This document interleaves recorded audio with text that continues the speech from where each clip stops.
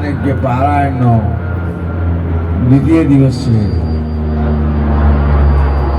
હવે આપનો વધુ સમય ન લેતા શાસ્ત્રીજીને નમ્ર નિવેદન કરું છું કે તેઓ શિવ મહાપુરાણ જ્ઞાન યજ્ઞનું રસપાન કરાવે. નમઃ પાર્વતી પદે હર મહાદેવ.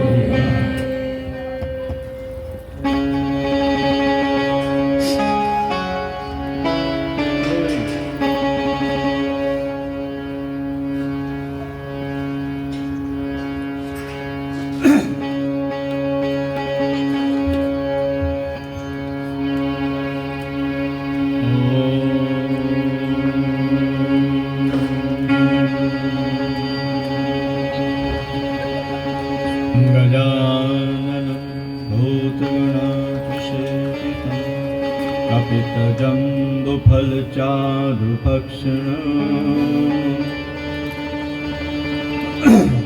उमासुतं शोकविनाशकारकं नमामि विघ्नेश्वरपादपङ्कजम्. शुक्लं ब्रह्मविचारसारपरमम् आद्यं जगद्व्यापिनीं वीणा पुस्तकधारिणीम् अभयदां जाड्यान्तकारापहाम्.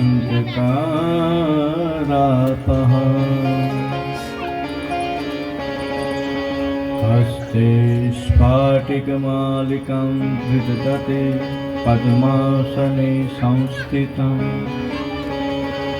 वन्दे त्वां परमेश्वरी भगवती बुद्धिप्रदां शारदाम्.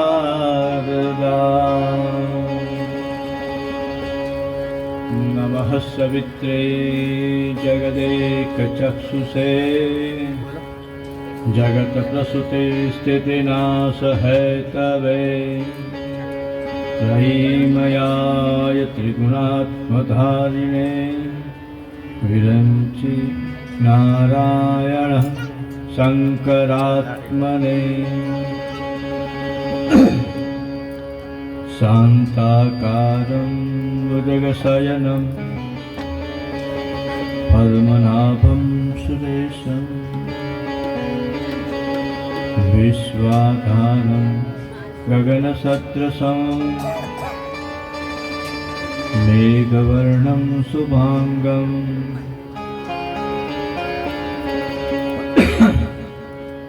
लक्ष्मीकान्तं कमलनयनं योगिर्विद्यार्धगम्यं वन्दे विष्णुभवभयहरम् सर्वलोकैकनाथं.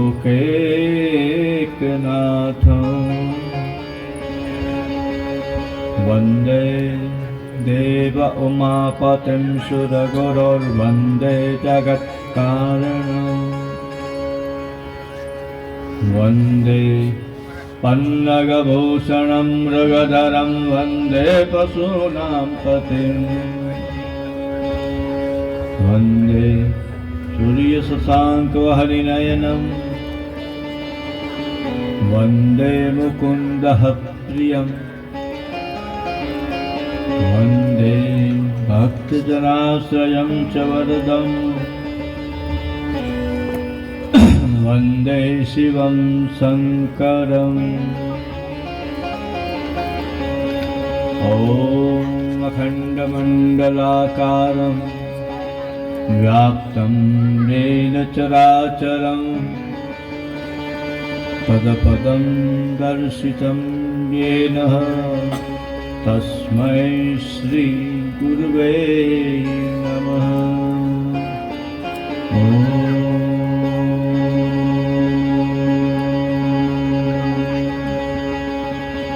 शान्तिः शान्तिः सुशान्तिर्भवतु.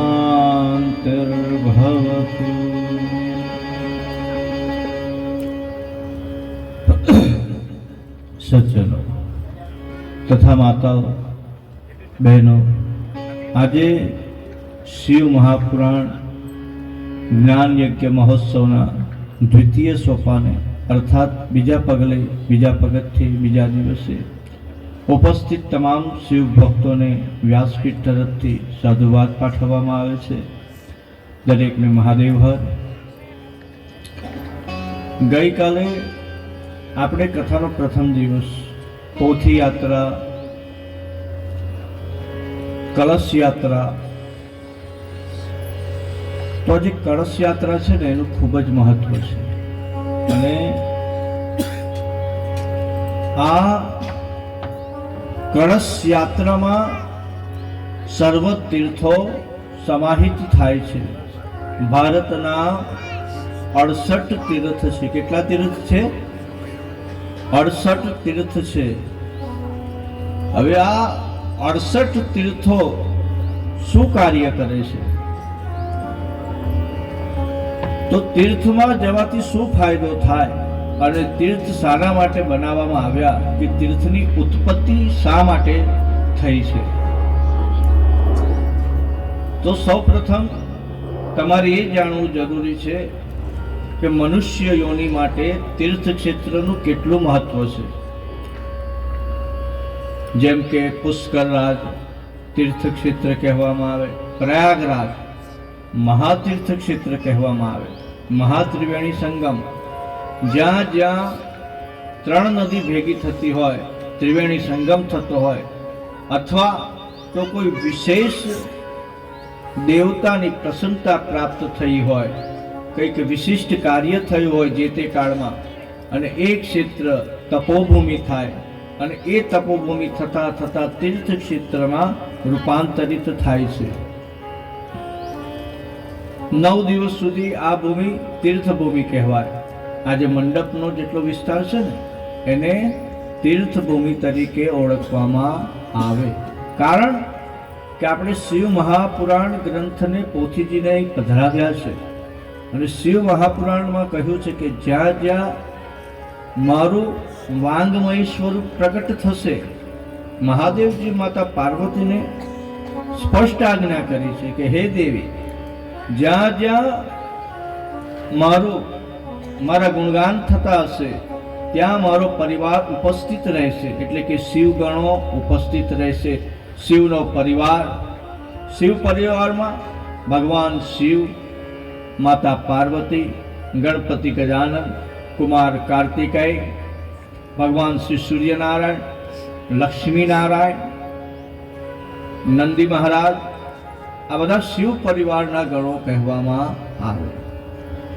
તો શિવજીનો પરિવાર તમને શું સૂચના આપે છે, શું શીખવાડે છે? કારણ કે દરેક પ્રતીક તમને કંઈક શીખવાડે છે. અને દેવો, અને એમાંય મહાદેવ, એમને જે અસ્ત્ર શસ્ત્ર ધારણ કર્યા છે, એમની જે વેશભૂષા છે, વિશિષ્ટ પ્રકારની વેશભૂષા છે. શિવજી તમને સંદેશ આપે છે. શિવજી એવું કહેવા માંગે છે કે તમે ખૂબ સરળ રહો, એકદમ સાદગીથી જીવન જીવો. કારણ કે જેટલી જરૂરિયાત તમારી વધારે ને એટલી તકલીફો તમને વધારે પડવાની. શિવજી કહે છે કે ભાઈ જીવનમાં 3 સૂત્રને સ્વીકારી લો. અને 3 સૂત્ર કયા છે? તો શિવજી આપેલા 3 સૂત્ર છે કે ચાલશે, ફાવશે અને ભાવશે.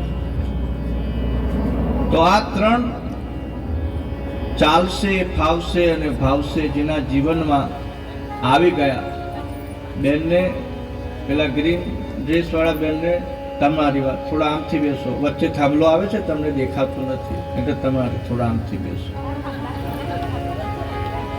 મારી નજર બધાની પર, જે વ્યાસપીઠ પર બેસે ને એટલે એ જે ઉપર બેઠો હોય ને એ બધાને જોઈ શકતો હોય. તમે ખાલી મને જોતા હો, પરંતુ તમને બધાને જોતો. એવી રીતના આ જગતનો નિયંતા, કરતા ધરતા ઈશ્વર છે. એ ઈશ્વરની દ્રષ્ટિમાં બધું જ આવી જાય, કઈ છુપું રહે નહીં. ભલે ને તમે ગમે એટલી છુપાવવાની કોશિશ કરો, પણ આપણે નથી કહેતા કે ઉપરવાળો બધું જાણે છે અને એ હિસાબ રાખે છે. હિસાબ કોણ રાખે? તો કે ચિત્રગુપ્ત. હિસાબ રાખવાનું કાર્ય કોનું છે? ચિત્રગુપ્તનું છે. અને દંડ આપવાનું કાર્ય સોંપ્યું છે યમરાજાને. યમ સૂર્યપુત્ર યમ કહેવામાં આવે. યમ યમુના સૂર્યપુત્ર છે. એમના ભાઈ કોણ? તો કે શનિ મહારાજ સૂર્યપુત્ર કહેવામાં આવે. તાપી સૂર્યપુત્રી છે. કર્ણ સૂર્યપુત્ર છે. તો સૂર્યનો પરિવાર અને સૂર્યનો પરિવાર કે સૂર્ય જે શિવના પરિવારના અંગ છે. શશાંક વહની નયનમ ત્રિનેત્ર છે ભગવાન શિવજી. ભગવાન શિવને કેટલા નેત્રો છે? 3 નેત્રો આપેલા છે. તો એક નેત્ર છે તે સૂર્યને સંબોધિત છે, બીજું નેત્ર છે તે ચંદ્રને સંબોધિત છે, અને જે ત્રીજું વચ્ચેનું નેત્ર છે ને, કે તમે કથામાં સાંભળ્યું હશે કે જ્યારે જ્યારે ભગવાન ગુસ્સે થાય, ક્રોધે ભરાય, ત્યારે એનું ત્રીજું લોચન ખોલે, અને એ લોચન અગ્નિનું પ્રતીક છે. ત્રિનેત્રધારી ભગવાન સદાશિવ અવગણદાની ધર્મ પર જે સવારી કરે છે. નંદી એ ધર્મનું પ્રતીક છે. તો મારા મહાદેવની પરિવારને તમે સમજો, મારા મહાદેવના ગુણગાનને તમે સમજો. અને જો તમારે પરિવારવાદ શીખવું હોય તો મહાદેવથી ઉત્તમ પરિવાર કોઈનો ના હોય. ચાલો તમને હું એક સવાલ પૂછું કે તમે જે દેવની આરાધના કરો છો શિવ સિવાય, તેમનો છે મહાદેવ કોણ છે? તો કે રાષ્ટ્રપતિ કહેવામાં આવે. અત્યારના તમને બંધારણ સમજાવું તો કે રાષ્ટ્રપતિની પાસે એવી સત્તા હોય કે ફાંસીની સજા માફ કરે. હા, જજે એવું કીધું કે ભાઈ આ ભાઈને ફાંસી આપવામાં આવે, અને રાષ્ટ્રપતિ ભલામણ કરે કે આ ભાઈને ફાંસીની સજા રદ થાય. માત્ર રાષ્ટ્રપતિ પાસે વીટો પાવર છે. તો એ વીટો પાવર સંહારના દેવતા, મૃત્યુના દેવતા મૃત્યુંજયો મહાદેવ ત્રાહી મામ શરણાગતમ જન્મ મૃત્યુ જરાર વ્યાધિ પીડિતમ કર્મ બંધને. આ શ્લોક બધા બોલતા હોય, જેને આવડતો હોય એને બોલતા હોય. પરંતુ આ શ્લોકનો અર્થ શું થાય? આપણે ઘણું બધું કરીએ છીએ, પરંતુ જાણ્યા વગર, સમજ્યા વગર કરીએ છીએ. પરંતુ તમે ભગવાને કીધું જ્ઞાની મને સૌથી વધારે પ્રિય છે. જ્ઞાની એટલે ટુ નો, જાણવું. જાણીને જો તમે ક્રિયા કરો ને તેનો આનંદ કંઈક અલગ હોય છે. તો આ શ્લોકમાં એનો અર્થઘટન તમને ભાવાર્થ સંક્ષિપ્તમાં કરું. આનું અર્થઘટન કરવા માટે 3 દિવસ પણ ઓછા પડે. અસતિગીર સમસ્યાત કચ્ચલમ સિંધુ પાત્રે સુરતર વર્ષાખા લેખિની પત્ર મુર્વી લિખિતિ ગ્રહિત્વા શારદા સર્વકાલમ તદપિ તપ ગુણા નામેશ પારમ નયાતિ.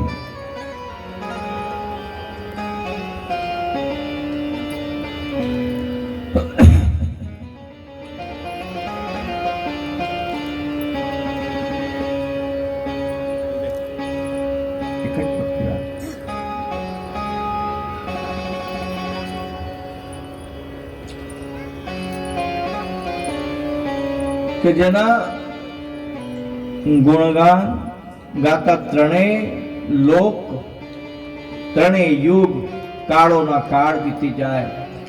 આ ભૂ પર 14 બ્રહ્માંડના, આ પૃથ્વી એક નાનો અમથો ગ્રહ છે બ્રહ્માંડનો, સૂર્યમંડળનો એક ગ્રહ છે. એવા તો આ બ્રહ્માંડમાં કેટલાય સૂર્યમંડળ આવેલા છે. ત્યારે વેદ વ્યાસજીએ અને બ્રહ્માજીએ જ્યારે ગણપતિની સ્તુતિ કરી સૌપ્રથમ, ત્યારે એક શ્લોકની રચના કરી. સૂર્યકોટી સમપ્રભ વક્રતુંડ મહાકાય, વક્રતુંડ મહાકાય સૂર્યકોટી સમપ્રભ નિર્વિઘ્નમ કુરુ મે દેવઃ સર્વ કાર્યેષુ સર્વદા. 1 કરોડ સૂર્ય જેવું તેજ જેનામાં છે તે ગણપતિ ગજાનન પ્રભુ શિવના પુત્ર છે, નાનો પુત્ર છે. હવે જે વિચાર કરો કે જેના પુત્રમાં 1 કરોડ સૂર્ય નું તેજ હોય, તો એના પિતા, એના જનક મહાદેવનું તેજ કેવું હશે. છતાં પણ મહાદેવની વેશભૂષા કેવી?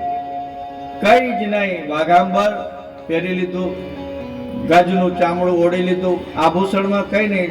તો જેને લોકોએ તિરસ્કૃત કરી દીધા, સમાજ જેને સાપને જુઓ તો હમણાં બધા ઊભા થઈને દંડો લઈને મારવા દોડે, કે જેને જોતામાં તમને ભય વ્યાપ્ત થાય અને તમને એમ થાય કે જો આ એરું મને આવશે તો મને એરું કરડશે તો મૃત્યુના મુખમાં જઈશ. જે પણ વસ્તુ છે બધું પ્રભુએ પોતાને પાસે સ્વીકારી. તો તક્ષક નાગને પોતાના ગળામાં ધારણ કર્યો છે અને બિચ્છુના કુંડલ ધારણ કર્યા છે. રુદ્રાક્ષનો શણગાર છે, ભસ્મ વિભૂતિનો શણગાર ધારણ કરેલ છે, પંચવક્ત્ર છે, નંદી પર સવારી કરે છે અને સ્મશાનમાં નિવાસ કરે છે. સ્મશાન નિવાસી તો ગહન વિષય છે કે શિવજી સ્મશાનમાં કેમ રહે? કારણ કે બધાનું છેલ્લું ઠેકાણું સ્મશાન છે. તમે કોઈ પણ જાતિના હોય, કોઈ પણ ધર્મના હોય, કોઈક બાળે તો કોઈક દાટે, પરંતુ આખરે તો છાણા લાકડા ભેગા થવાનું કે નહીં? તમે ગમે એટલું જતન કરી લો ને, તમે ગમે એટલી દુનિયાની મોંઘામાં મોંઘી કંપનીની ક્રીમો લાવો, ગમે એવા બ્યુટી પાર્લરની બહેનોને બોલાવો, ઇન્ટરનેશનલ કલાકારોને બોલાવો, પરંતુ જરા એટલે કે તમારી ચામડી જે વૃદ્ધાવસ્થા ના હોય ને, જરા અવસ્થા કહેવાય, એ લબડવા લાગે. શું થાય? જરા થઈ ગઈ. જરા જન્મ વૃત્તિ તાતપ્યમાનમ મહાદેવ મેકમ સ્મરામી સ્મરામી. તો કહે છે કે જે નિત્ય 1008 ઓમ નમઃ શિવાયના જાપ કરે છે ને, એને જરા જન્મની ભીતિ રહેતી નથી, એને ઘડપણ નથી આવતું. ઘડપણ કોને કહેવાય? શરીર ઘરડું થાય એને ઘડપણ કહેવાય, કે તમારું મન ઘરડું થાય એને ઘડપણ કહેવાય? અત્યારે આખો સમાજ વૃદ્ધ અવસ્થાને પામેલો છે. આખો સમાજ વૃદ્ધ અવસ્થાને પામેલો છે. જે જવાન યુવા અવસ્થાના કિશોરો છે ને, એમની કમર જુઓ તો દાંતડા જેવી વાંકી થઈ ગયેલી છે. 1 કલાક એનાથી ટટ્ટાર બેસાય નહીં. કારણ કે એટલો બધો એસો આરામ તમારે વધી ગયો, એટલું બધું વધી ગયું કે હવે એસો આરામમાં માણસ એ સોફા પર લાંબા ટાટિયા કરીને મોબાઈલ હાથમાં પકડીને દાંતેડા જેવી વાંકી કમર કરીને પછી એમ બેઠો હોય, કાનમાં ડટ્ટા નાખ્યા, તમે ગમે એટલી બૂમો પાડો ને કઈ સંભળાય ને. આ સત્ય ઘટના બનેલી છે. આ મોબાઈલ સારો પણ છે અને દૂષણ પણ છે. એક માજી એમના પરિવાર સાથે રહેતા હતા અને એના દીકરા અને વહુને બહાર પ્રસંગે જવાનું થયું. ઘરમાં એનો એક દીકરો, એટલે કે બાની કાળજી રાખજે, અને બાને હાર્ટની તકલીફ. એ બા બાજુમાં ઊભા રહ્યા, પલંગ પરથી પડી ગયા, મોડામાંથી બોલાય નહીં. ગમે એટલું બાએ બૂમો પાડી પણ પેલો કાનમાં ડટ્ટા નાખીને જે છોકરો બેઠો હતો મોબાઈલ સાંભળતો. આ સત્ય ઘટના છે, પેપરમાં આવેલી ઘટના છે. પરંતુ એને સાંભળ્યું નહીં, અને જો એ વખતે એ માજીને એની દવા હાથ વગી કરી હોત તો કદાચ એ માજીનો જીવ બચી જાત, અને એ માજી મૃત્યુના શરણે થયા. દીકરાને ખૂબ જ પસ્તાવો થયો, પણ શું કરે? કારણ કે આ કુટેવો પડી ગઈ છે આપણા સમાજમાં. અને કુટેવ પાડનાર કોણ છે? તો કે આપણે પોતે. હું અવલોકન કરું છું. નાનું ઢીંગલું હોય, 6 મહિનાનું, 8 મહિનાનું, વર્ષનું, બેસતા શીખ્યું હોય એટલે એની માં કામ કરતી હોય, છોકરું જરીક રડે એટલે સીધું મોબાઈલ ચાલુ કરીને એના હાથમાં આપી દેશે, કાર્ટૂન ચાલુ કરી દેશે, એટલે પેલું છોકરું રડતું બંધ થઈ જાય. હવે તે જન્મથી તમને કદાચ ખબર હોય કે જ્યારે ઉપનયન સંસ્કાર એટલે કે જનોઈ આપવામાં આવે ને, ત્યારે બ્રાહ્મણો એની સામે અમુક વસ્તુ મૂકે, કલમ મૂકે, પછી અલગ અલગના ઓજાર મૂકે. એ બાળક એની જાતે એક વસ્તુ પસંદ કરે, એના પરથી એની રુચિ ખબર પડે કે આની મનોવૃત્તિ કેવી છે, એ પ્રમાણે એ બાળકને આગળ સંસ્કાર આપવામાં આવે. બેહવા દો. એ એનું કામ કરે છે. એ બાળક છે, એનામાં પ્રભુનો વાસ છે. કેટલી વખત આઈને પગે લાગી જશે, જય શ્રી કૃષ્ણ આઈને કરી જશે. તમે એને એક વખત કીધું હોય ને બાળકને કે જય શ્રી કૃષ્ણ કરવાનું, એટલે બાળક છે ને નમન નમન મેં ફેર રહે, નમન નમન મેં ફેર રહે. बहुत न में नादान, તિક્તા ચોર કમાન. અને જેના મનમાં કઈ ખોટ છે ને, પગે લાગવાના નિયમો બતાયા છે કે પગે કેવી રીતના લાગવું, ચરણ સ્પર્શ કરવા. ચરણ સ્પર્શ કેવી રીતના થાય? તો તમારે ઘૂંટણ પર બેસી જવાનું.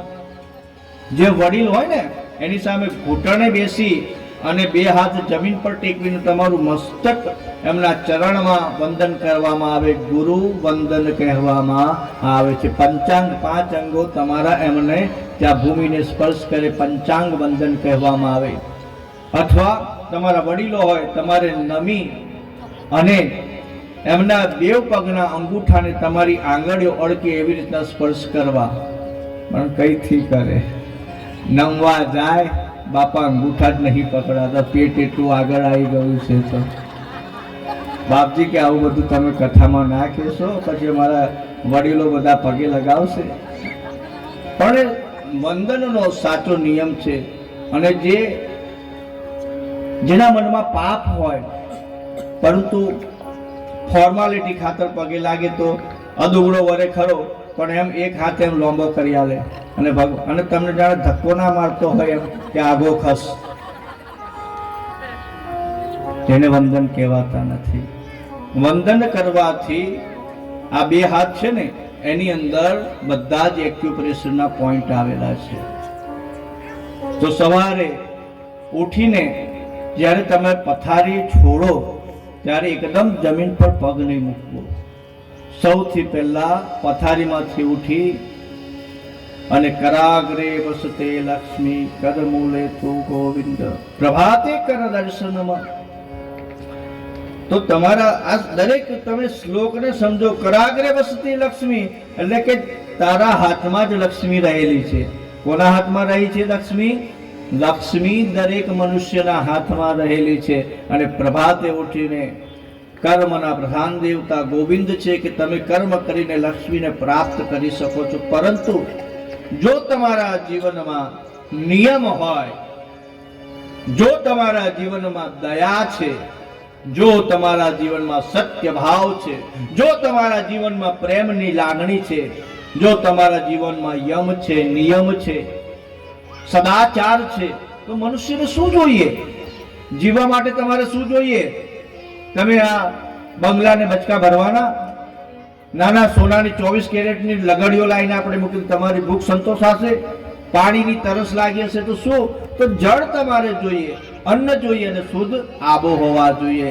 મનુષ્યની જરૂરિયાત કેટલી છે? હવા, પાણી અને અનાજ. અને આપણે મનુષ્યોએ શું કર્યું? તેનો ઘોર ખોદી કાઢ્યો, પ્રદૂષણ ફેલાઈ દીધું. અત્યારે તમને સાહેબ ચોખ્ખી હવા પણ મળતી નથી. ભૂલી જજો, આ એટલું પ્રદૂષણ છે ને ધુમાડાનું, ગાડીઓનું, આનું તેનું, મિલોનું, કે તમને ચોખ્ખો ઓક્સિજન પણ પ્રાણવાયુ પણ તમને મળતો નથી. શુદ્ધ પાણી તો ભૂલી જ જવાનું. હવે એના માટે તો તમારે આરો લાવો ને ફલફલાણું જાત જાતની સ્કીમો આપશે. પરંતુ માટલાના પાણીથી જે તરસ છીપાય એ બીજાથી છીપાતી નથી. તમારો મહાદેવ તમને કહે છે કે તમે સરળતાથી જીવો, આડંબરને છોડી દો, અભિમાનને છોડી દો. જેવા છો ને એવા રજૂ થાવ. ઘણાને ખોટી બણગા ફૂંકવાની ટેવ હોય કશું નહીં, એકદમ ખાલી ચણા જેવો હોય, પણ વાગે એવો ને કે તમને એમ થઈ જાય. ગપ્પા મારવાની આદત હોય, અરે અમારે તો આમ કે અમારે તઈ તો તેમ, અને તઈ જઈને જુએ તો કશું તે એવું મૃગજળ બતાવે કે પાણી કાદવ ના હોય ને તે તમને સરોવર બતાવે. અરે ભાઈ, જૂઠું બોલવાથી શું પ્રાપ્ત થાય છે તને? તું સામેવાળાને નથી છેતરતો, પરંતુ તારી અંદર રહેલા આત્મરામને તું છેતરે છે, પોતાની જાતને તું છેતરે છે. અને જે માણસ પોતાની જાતને છેતરે એનો ઉદ્ધાર ક્યાંથી થાય? એ તો નરકની ગર્તામાં ધકેલાય છે. તો આ તીર્થ ક્ષેત્ર શું કાર્ય કરે છે? તો દરેક મનુષ્યથી 3 પ્રકારના પાપો થાય. ધ્યાનથી સાંભળજો. એક મનસા, કાયિક અને વાચિક. કાયાથી થતા પાપ. તમે ગુસ્સામાં કોઈને એક ઉઠાઈને એક થપ્પડ મારી દો, કોઈને ધક્કો મારી દો, કોઈનું ધન પડાવી લો, કોઈને તમે ન કરવા જેવા કાર્યો તમે તમારી કાયાથી થતા અસામાજિક જેટલા પણ કૃત્યો છે એવા 64 પ્રકારના પાતકોનું શિવ મહાપુરાણમાં વર્ણન કરવામાં આવેલું છે. દરેક જીવાત્માને આ 64 પ્રકારના પાતક જાણે અજાણે લાગતા હોય છે. કાયાના પાપો, કાયિક પાપ. બીજા વાચિક પાપ એટલે કે બોલવાથી કોઈને અપશબ્દો બોલી દેવા. બોલવું બહુ સહેલું છે, પરંતુ સંબંધ બાંધવા બંધાઈ જાય. સંબંધ તોડવામાં વાર નથી લાગતી. આખા જીવનનો સંબંધ હોય ને તમે 1 સેકન્ડમાં તોડી શકો છો, પરંતુ એ જે સંબંધ છે ને એને સાચવતા આખું જીવન તમારું નીકળી જાય. સંબંધને સાચવવો એ ખૂબ જ અઘરું કામ છે. તો કાયિક પાપો કેવી રીતના એનો પરિહાર થાય? પ્રાયશ્ચિત શું છે કાયિક પાપો? તો કહે છે કે કાયિક પાપો તીર્થ ક્ષેત્રમાં સ્નાન કરવાથી. તીર્થ ક્ષેત્રમાં તમે જાઓ અને સ્નાન કરો.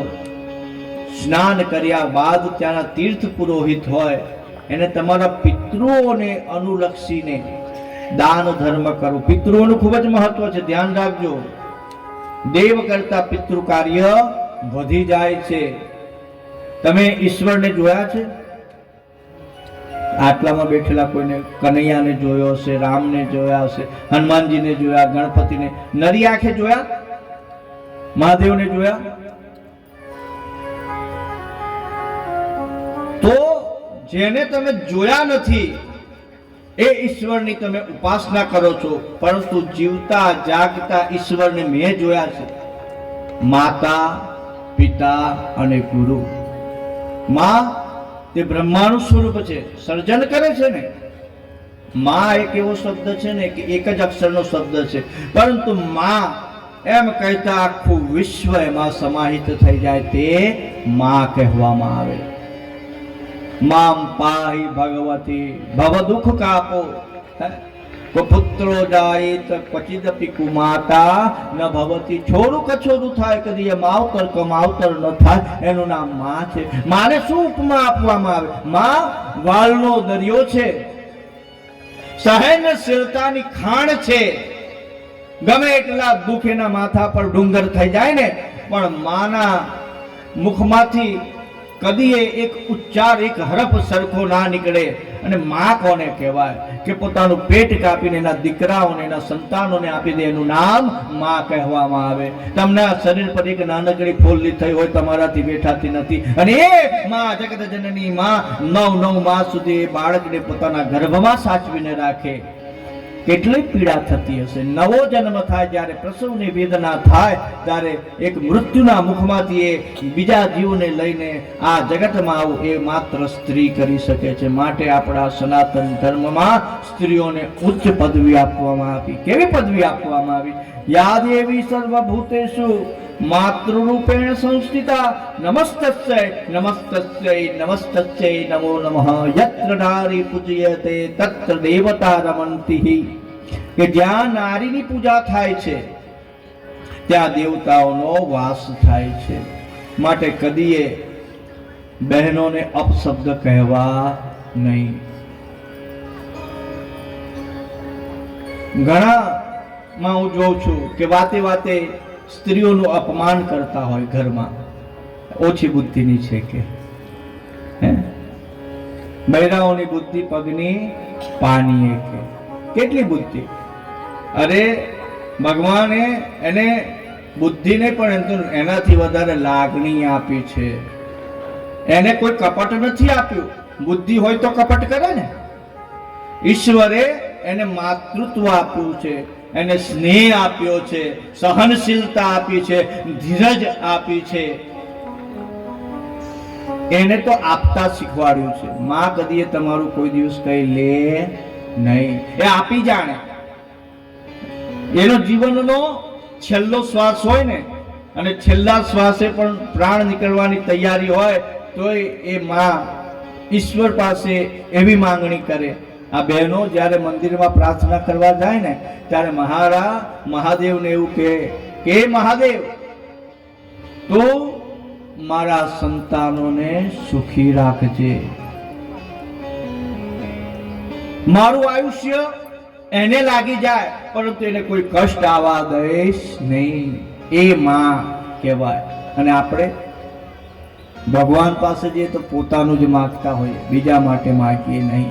માટે માનો દરજ્જો ઊંચો રાખવામાં આવ્યો છે.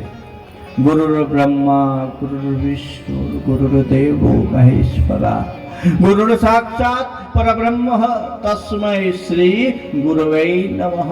અને તમને જે જ્ઞાનની જ્યોત પ્રકાશે છે એ સદગુરુ કહેવામાં આવે.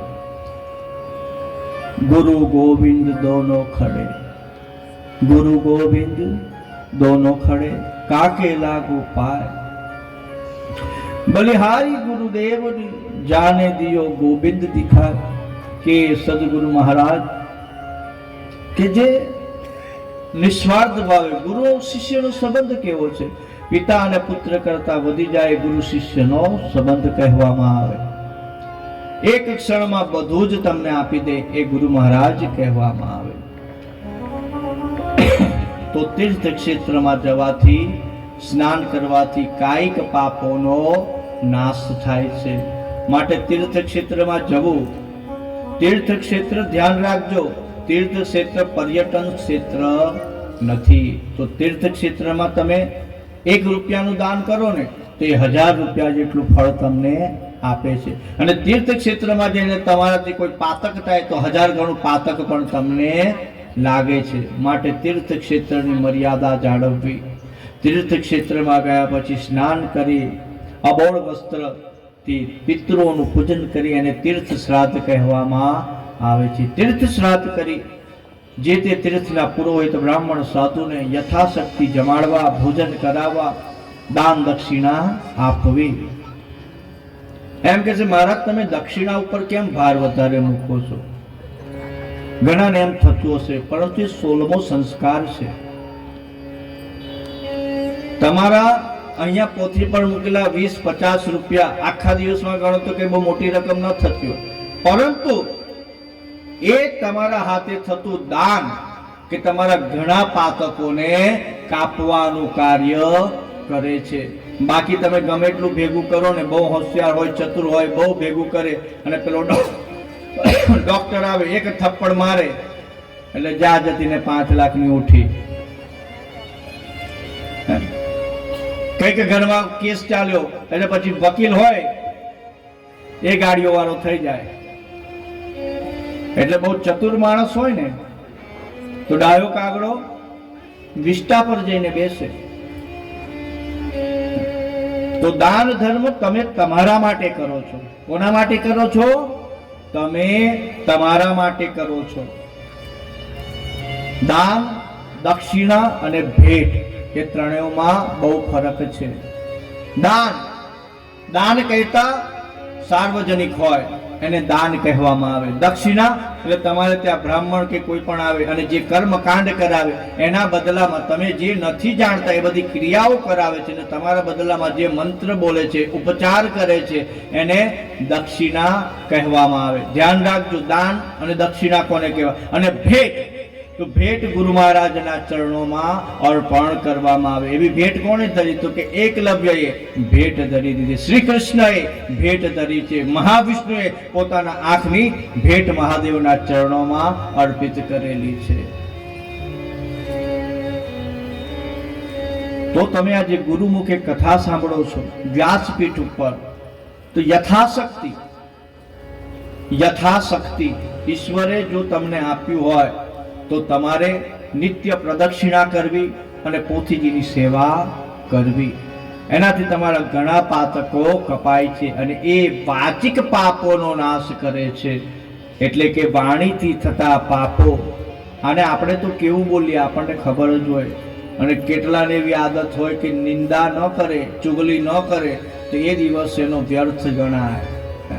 કોઈ બે જણને ઝઘડાવે નહીં, આમનું તેમ ના કરે અલી જોજે બોન પેલું તો આવું કહેતી હતી, આ તો હું તારી ખાસ બેનપણી ને એટલે મેં તને કીધું. પહેલા એને ત્યાંથી કાઢી મૂકવાની. જેવા કાન ભરે ને એને કહેવાનું કે ફરી વખત મારી પાસે ના આવીશ. જો તને મારી પર આટલો બધો પ્રેમ હતો તો તે મારું ખોટું સાંભળી કેમ લીધું? તમારું હિતેચ્છુ હોય, તમારું ખોટું સાંભળી લે, એને તૈયાર જ બંધ કરાવી દે કે રહેવા દે, મારે નથી સાંભળવું. એ સાંભળે, પાછું એમાં એના 2-4 મરચા મીઠા ઉમેરે અને પાછું તમને આવીને કે તેવા ચુગલખોરોથી સાવધાન રહેવું, એને દૂર ભગાવી દેવા. ભલે એ જે બોલો હું જ જોઈ લઈશ કે તો કોઈની વાતોમાં આવવું નહીં, કાચા કાનના નહીં થવું. બ્રહ્મા અને વિષ્ણુનો વાદ વિવાદ એટલો બધો વધી ગયો તો ઝઘડાનું મૂળ શું હોય છે? વાણી. ધ્યાન રાખજો, આ જીભ છે ને તે ભલભલું કરાવી દે. દ્રૌપદીએ જ્યારે મહેલ બનાવ્યો ત્યારે એક વાક્ય એવું બોલી. દુર્યોધન અને દુશાસન શકોની બધા જ્યારે એની સભામાં આવ્યા અને જળ ત્યાં સ્થળ દેખાય અને એ આભાસ જોતા એ ધોતિયું પકડીને ઉપર ચાલવા લાગ્યા, એટલે ઝરૂખામાં ઉભેલી દ્રૌપદી એની સખીઓ સાથે ખડખડાટ હસવા લાગી છે. હસતા હસતા એવું કહે છે મર્યાદાનો લોપ કર્યો છે. ગમે એટલો તો એનો દિયર કહેવાય. દિયરની મર્યાદા તોડી અને કહે છે કે આંધળાના છોકરા આંધળા. અને આ જે તીર દુર્યોધનના હૃદય સોસરું નીકળી ગયો છે, દુશાસનના હૃદય સોસરું નીકળી ગયું છે. અને આ વાક્ય આખા મહાભારતની રચના કરી છે.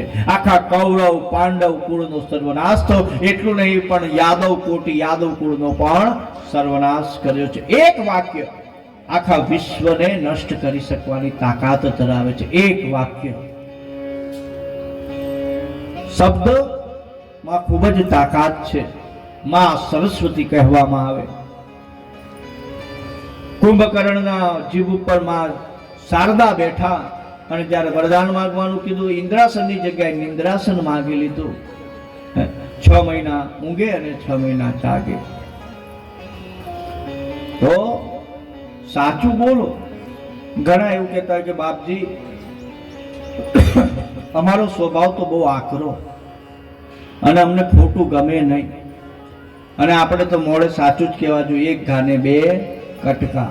ભાઈ એવું ન કરતો. સત્યમ વદહ પ્રિયમ સત્યમ વદહ.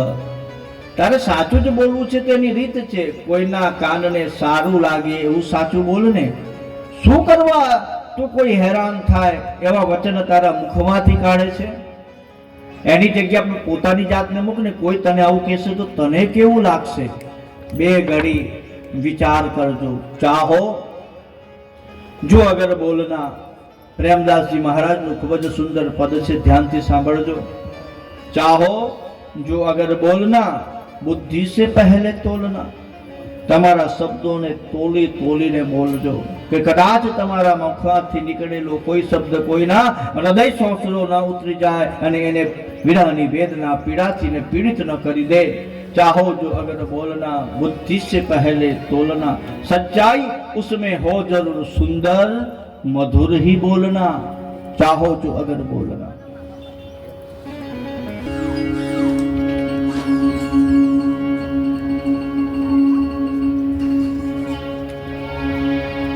चाहो जो अगर बोलना,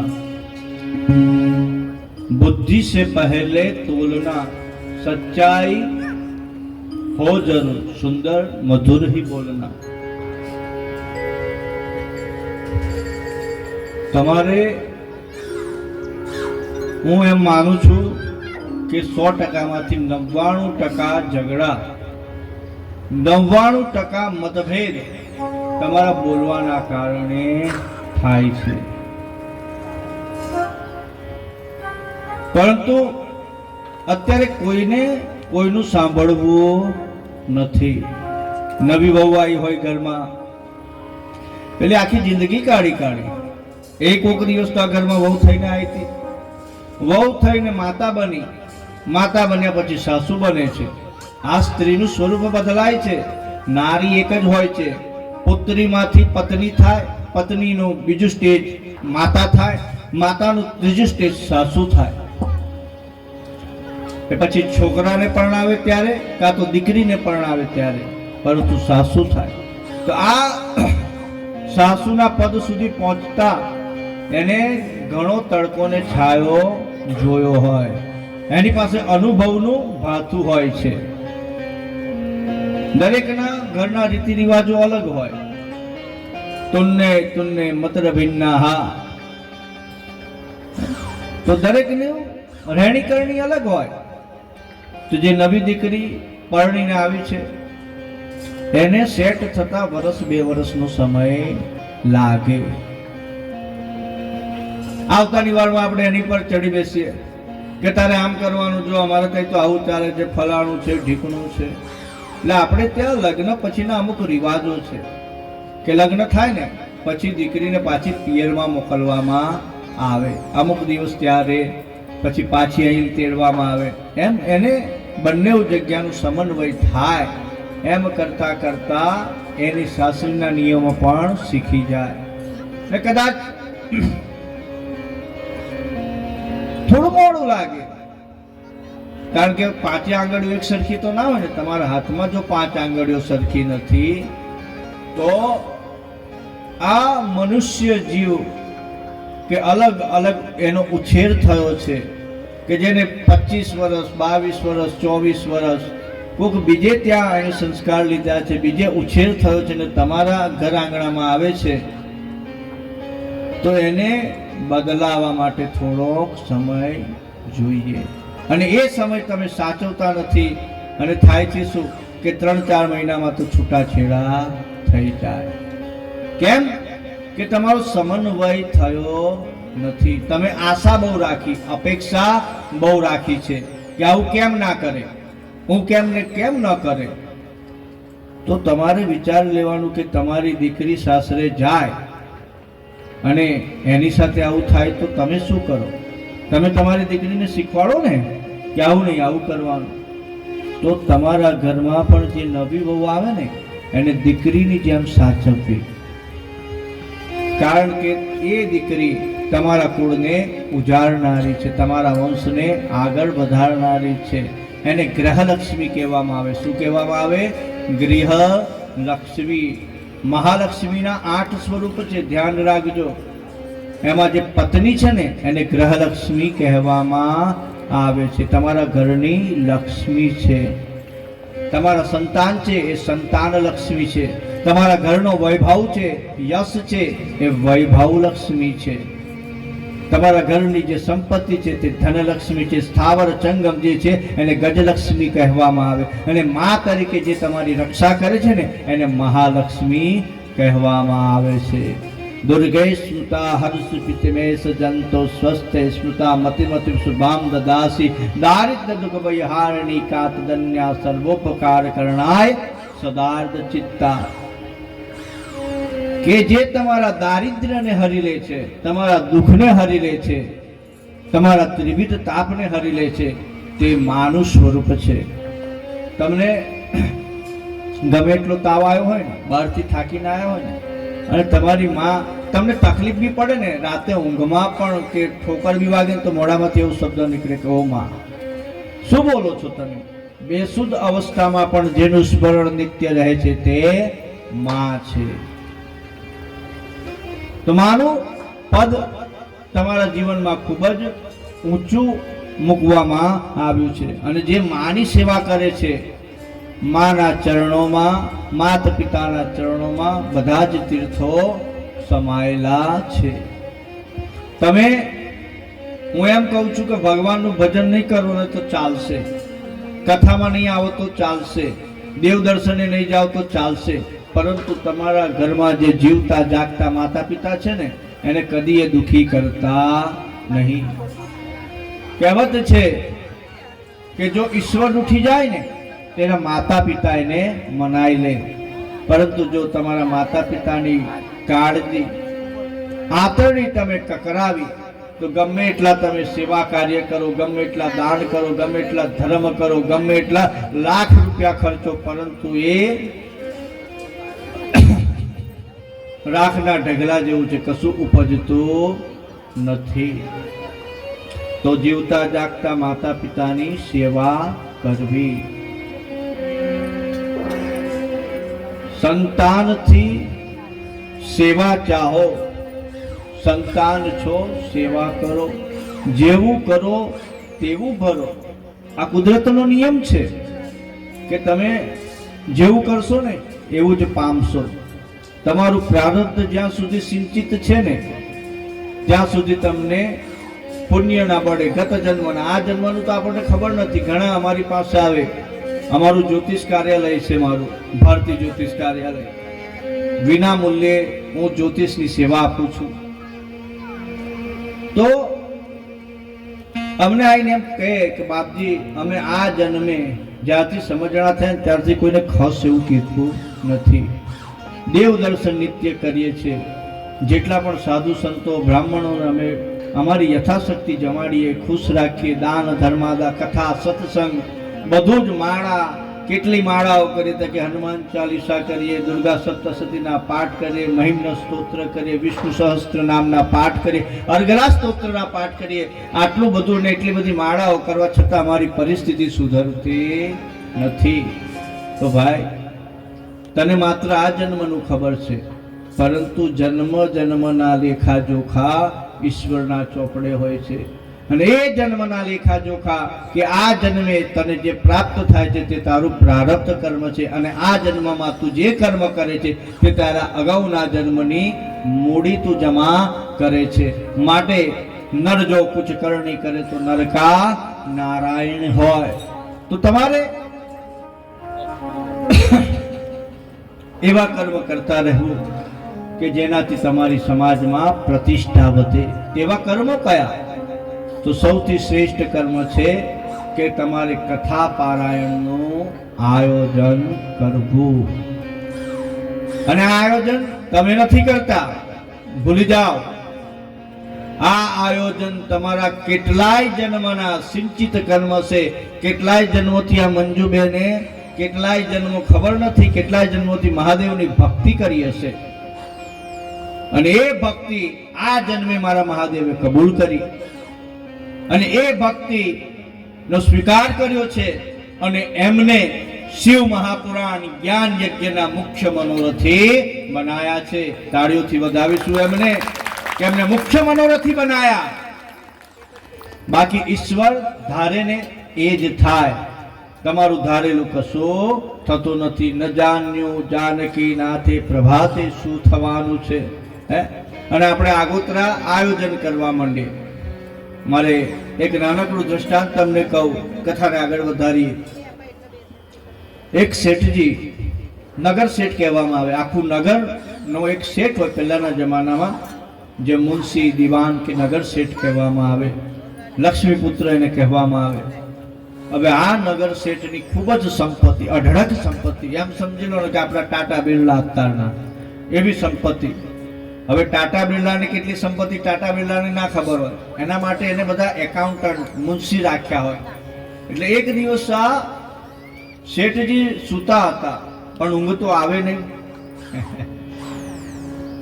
સુખી માણસ એ કહેવાય કે જેને પડતામાં ઊંઘ આવી જાય. અને કેટલા અહીંયા આગળ આવીને કથામાં એમના સુખનું પ્રદાન, એમનું દ્રશ્ય મને બતાવતા હોય છે કે અમે કેટલા સુખી છે. અહીં આવ્યા પછી એમના ત્રાજવા ચાલુ થઈ જતા હોય, એ બે જોખવાનું ચાલુ થઈ જાય. એટલે મને એમ થાય કે આ બેનને ઘરે શાંતિ મળતી નથી. ભલે મારા કથાના મંડપના મહાદેવના સાનિધ્યમાં આવીને મહાદેવના ખોડામાં નિંદર કાઢે તો એ મહાદેવ તો ખુશ થાય કે કઈ વાંધો નહીં, મારા બાળકો છે.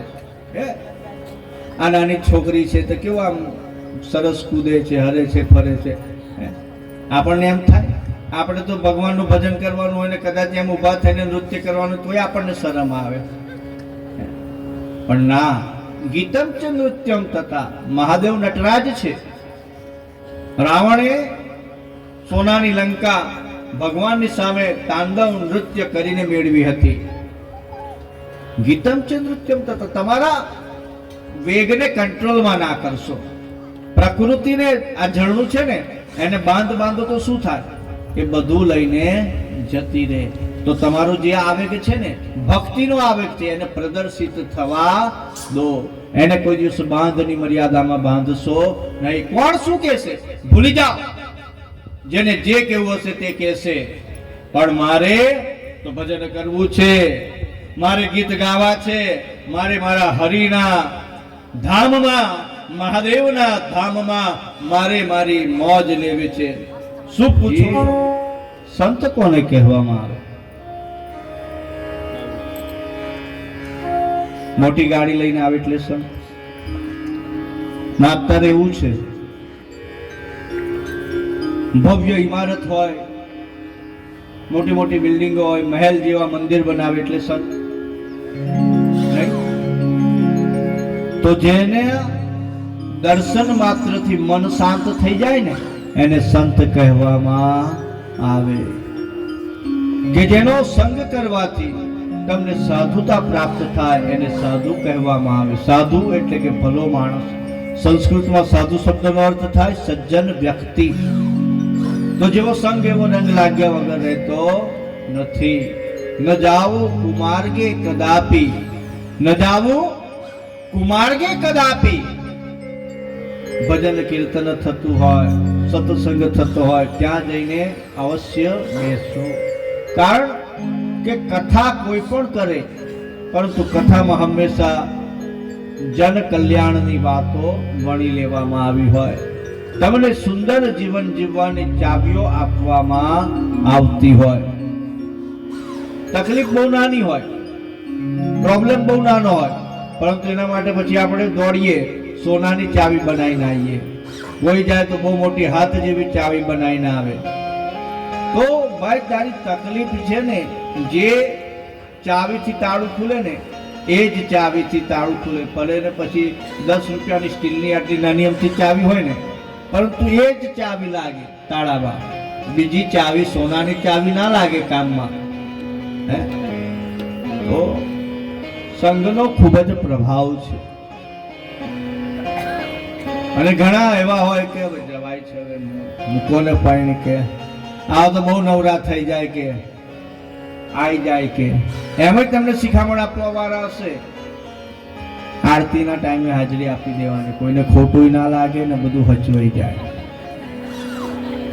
આપણે કથામાં ગયા એવું કહેવાય, અને મનીષભાઈને આપણે ખાલી માથું બતાવી દેવાનું, એટલે મનીષભાઈ જોઈ લે કે ભાઈ ફલાણા ભાઈ આયા. એવી શિખામણ આપવા વાળા હોય કે બેસીને હોય કે બપોરે 2 કલાક ઊંઘ કાઢી લે ને, કે અને એવાય કેટલા હોય કે અમારા કથામાં અમારા આવતા પહેલા 25-30 બહેનો આ મંડપમાં બેઠા હતા. તેવા પણ સંસ્કારી હોય છે કે સભામાં સાધુ, સભાનો નિયમ છે આ, કે સભામાં સાધુ સંત આવે એ પહેલા શ્રોતાઓએ આવી જવું, અને સભાની મધ્યમાં ઊભા થઈને આમ તે માટા ફેરવા મારવા નહીં. આ વ્યાસપીઠને ઓળંગવામાં ના આવે. આ જે વ્યાસપીઠ છે ને, એને કદી ઓળંગવામાં આવે નહીં. એની મર્યાદા છે કે સભા શરૂ થાય ત્યાર પહેલા તમારે જે કંઈ કર્મ કરવા હોય એ બધા કરી લેવા. અને સત્સંગ જ્યારે વિરામ લે, કારણ કે શિવ મહાપુરાણ ક્યારે પૂર્ણ થાય ને, એની પૂર્ણાહુતિ ના હોય. બીજી બધી કથામાં તમને લખ્યું છે કથા પૂર્ણાહુતિ, પરંતુ શિવ કથાનો કોઈ દિવસ અંત ના હોય. હરિ અનંતા, હરિ કથા અનંતા. શિવ અનંત છે, આદિ છે, અનંતા છે, એની કથા પણ અનંતા છે. પુરાણોમાં વેદ વ્યાસજીએ કહ્યું, સનતકુમારને આજ્ઞા કરી કે જો ઈશ્વર તમારી પર રાજી થાય તો સૌથી પહેલા શું તમને આપે? તો કે જો ઈશ્વર તમારી ઉપર રાજી થાય ને તો તમને પૂજા સેવાનો અવસર આપે છે, સેવા કરવાની શક્તિ આપે છે. તમારા શરીરમાં શક્તિ ના હોય તો તમે શું કરી શકો? એક માખ પણ ઉડાડી શકો નહીં.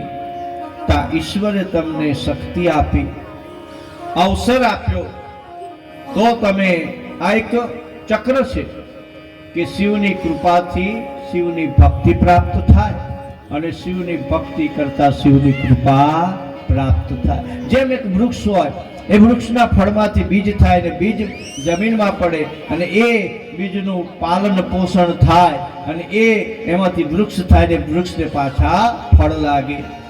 તો આ જ્ઞાન યજ્ઞ છે. યજ્ઞમાં જેમ આહુતિ આપવામાં આવે અને આખા વિશ્વમાં ફેલાય છે, એમાં શબ્દોનું ખૂબ જ મહત્વ છે. કદાચ કોકના કાનમાં પડશે અને નાનકડા બાળકો રમી રહ્યા છે, કથા સાંભળી રહ્યા છે, એમની મસ્તીમાં છે, પરંતુ કિશોર અવસ્થાએ, યુવા અવસ્થાએ એમને યાદ આવશે કે અમારી બાએ કથા બેસાડી હતી અને કથામાં બાપજી આ પ્રસંગ કહેતા હતા. એ પ્રસંગ પાછો એના મનમાં તાજો થાય અને એ પ્રસંગ વડના વૃક્ષનું સ્વરૂપ વટ વૃક્ષ ધારણ કરે અને એ તમે રોપેલા બીજ ક્યારે તમને ફળ આપશે તમને કઈ ખબર નથી. માટે આ બીજ રોપણીનું કાર્ય છે. જ્ઞાન યજ્ઞ કરવો સમાજની સેવા કરવા બરાબર છે. તમારા ઘરમાં ઉદય થઈ ગયો હોય, વંદા હોય, તમે પેસ્ટ કંટ્રોલ વાળાને બોલાવો ને, એમ સમાજમાં જે બધી બદીઓ ફેલાઈ ગઈ છે ને, સમાજ ગરડો થઈ ગયો છે, બહુ ગરડો થઈ ગયો છે. એને હવે આઈસીયુ માંથી પણ બહાર કાઢી મૂક્યો. પેલા જે વેન્ટિલેટર ઉપર મૂકે ને એમાંથી પણ ડોક્ટરે કહી દીધું કે હવે આનું કશું થાય નહીં. એટલો ગરડો થઈ ગયો છે. તમે નાના હશો ત્યારે તમને ખબર કે ગામમાં કથા કીર્તન થાય તો બધા જ લોકો સવારથી ઢેબરા આ તે બધું બનાવી અને કથામાં જાય. બપોરે કથાના મંડપમાં ચા નાસ્તો કરવાનો, સાંજે કથા પૂરી થાય ત્યારે બધા ચાલતા ચાલતા આવતા. આપણા વડોદરાને સંસ્કારી નગરી કહેવામાં આવે અને વડોદરાએ ઘણા બધા કથાકારો, ખ્યાત નામ કથાકારો આપ્યા છે. કોઈ એવો કથાકાર નહીં હોય કે જેને વડોદરાની ભૂમિ પર કથા નહીં કરી હોય. ભારતનો ગમે એવો મોટો કથાકાર હોય, પરંતુ વડોદરાની ભૂમિ પર તો એક વખત એને કથા કરવા આવવું પડે ને આવવું પડે.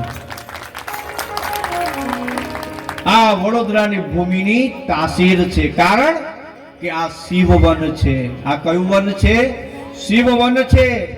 સ્કંદ પુરાણ વિશ્વામિત્ર મહાત્મામાં વિશ્વામિત્રી ઋષિએ લખેલું છે, કુમાર કાર્તિકેય લખેલું છે કે મહીસાગર, રેવા કહેતા નર્મદા અને વિશ્વામિત્રી, મહી, રેવા અને વિશ્વામિત્રી વચ્ચેનો જે પ્રદેશ છે ને એને શિવવન તરીકે ઓળખવામાં આવે છે. ગમે એટલી તકલીફો પડે, ગમે એટલો દુષ્કાળ પડે, ગમે એટલી અતિવૃષ્ટિ થાય, પરંતુ વડોદરાવાસીઓ પાછા ઊભા થઈ જાય છે. હમણાં આટલું પૂર આવ્યું અને જેવું પૂર ગયું કે પૂર પછી નવરાત્રી, એ તમારે બજાર જોયું હોય તો બધાને જબરજસ્ત લાગે ને કે આ વડોદરાની નગરીમાં આટલું નુકસાન થયું હશે. મારા મહાદેવના આશીર્વાદ છે. તો શિવવન છે. તમે વિશ્વામિત્રીની પેલી બાજુ જાઓ તો ખાંડિયું વન આવી જાય. હેડંબા વનની શરૂઆત થાય છે. પહેલાના પ્રદેશો વન તરીકે ઓળખાતા અને નદીથી એનો વિભાગ પડતો હતો. તો આ શિવવન છે, શિવની ભૂમિ કહેવામાં આવે છે. અને જેથી કરીને અહીંયા આગળ વડોદરામાં ઘણા કથાકારો, ડોંગરેજી મહારાજ, પુનિત મહારાજની કર્મભૂમિ, તમે વડોદરાની નજીક જાઓ તો રંગ અવધૂત મહારાજ નારેશ્વરમાં થઈ ગયા. એવા ઘણા સંતોની આ ભૂમિ છે અને ઘણા ભક્તો પણ અહીં થઈ ગયા, પરંતુ આપણને ખબર નથી.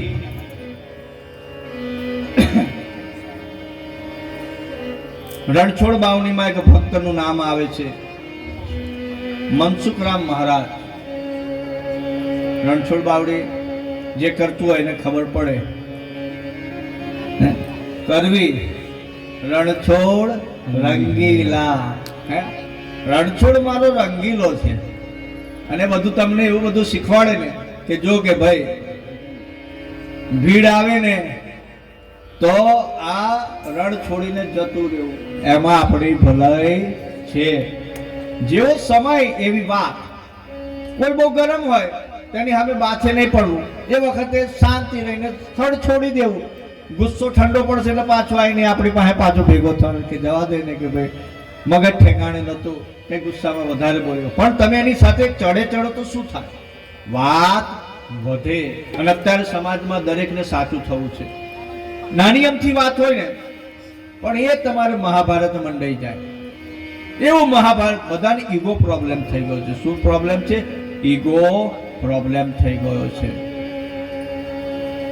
એને મારો ગોળી. અને પ્રભુનું સ્મરણ કરો. મહાદેવ તમને કહે છે, શિવ મહાપુરાણ કહે છે કે ગર્વ કરશો નહીં, સરળ રહો, સહજ રહો, સરળ જિંદગી જીવો ને તમારું લક્ષ્ય ઊંચું રાખો.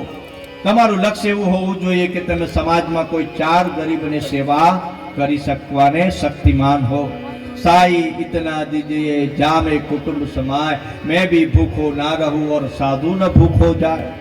પ્રભુ પાસે બીજું શું માંગવાનું કે પ્રભુ મને એટલું આપજે કે મારા આંગણે કોઈ આવે ને તો એની સેવા કરી શકું. મેં બી ભૂખો ન રહું, સાધુ ન ભૂખો જાય. તો પેલા નગર શેઠની વાત હતી, તો નગર શેઠને એના મુનિમને બોલાયા અને મુનિમને હિસાબ કરતા 1 મહિનો લાગ્યો કે શેઠજી પાછા એના 7-8 આસિસ્ટન્ટ સહકર્મચારી ચોપડા લઈને આયા ને કે આ ફલાણી જગ્યાએ તમારે આટલા ખેતર છે, અહીંયા આટલી મિલો છે, આમ છે, આટલી રોકડ રકમ, દાગીના આટલું. તો કે આ બધું બરાબર, મને ના ખબર પડે, તમારો વિષય છે, મને એ ગણતરી કરીને કહો કે આ કેટલું ચાલશે. પેલા બધા ગણતરી કરવા બેઠા. બીજું અઠવાડિયું લીધું અને કે શેઠજી તમારી 7 પેઢી હાથ પર હાથ ધરીને બેસે ને કશું ના કરીને આ વૈભવી જીવન જેવી રીતના તમે જીવો છો એવું જીવન જીવે તો 7 પેઢી સુધી ધન ખૂટે એવું નથી. હવે એ બધા ગયા અને શેઠને આખી રાત ઊંઘ ના આવી. બીજે દિવસે બીપી હાઈ થઈ ગયું, ડોક્ટરને બોલાવવા પડ્યા. બધા ભેગા થઈ ગયા કે શેઠને અચાનક શું થઈ ગયું. હવે શેઠને ચિંતા પેટે કે 7મી પેઢી પછી શું, મારી 8મી પેઢીનું શું કે લો. એટલે એમના ગુરુજીને સંદેશો કોઈ મોકલ્યો કે શેઠની તબિયત ખરાબ થઈ ગઈ છે ને તમે તાત્કાલિક સત્વરે તેમના નિવાસ સ્થાને પધારો, તમારા માર્ગદર્શનની જરૂર છે. ગુરુ મહારાજ આયા છે. ગુરુજીએ બધી ઘટના સાંભળી. શેઠને પૂછ્યું કે કેમ આવું થયું ભાઈ. એટલે પેલા શેઠે કીધું કે બાપજી હવે મારી 8મી પેઢીનું શું.